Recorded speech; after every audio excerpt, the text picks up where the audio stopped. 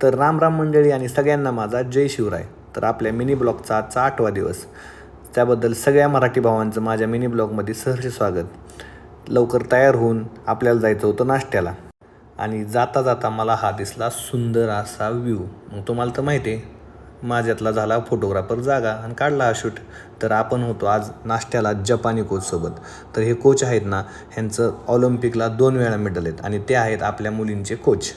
तर त्यांच्यासोबत नाश्ता करून मी निघालो प्रॅक्टिसला, कारण आज होत्या मॅटवरच्या ग्राउंड बाऊट. तर मस्तपैकी तगड्या बाऊट करून आम्ही आलो जेवायला. जेवण झाल्यानंतर हा होता आमचा सेफ्टी सुरक्षा कार्यक्रम.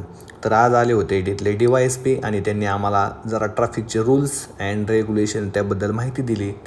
त्यानंतर आपण गेलो मेन गेटवर, कारण आपल्यासाठी आज स्पेशल गेस्ट महाराष्ट्रावरून माझा एक जुना मित्र मला भेटायला आला होता. तर त्यासोबत मी भेटलो आणि जाताना हे आपले फुटबॉलचे प्लेयर भेटले.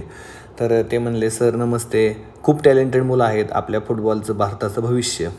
आणि त्यानंतर आपण जिमला गेलो. जिमवरून येता येता हा आपला मणिपूरचा जुदोचा दोस्त भेटला, तो आपल्याला हाय बोलला. त्यानंतर आपण गेलो स्नॅक्स खायसाठी. दाबून पपई, ब्रेड आणि कलिंगडाचा ज्यूस मारला.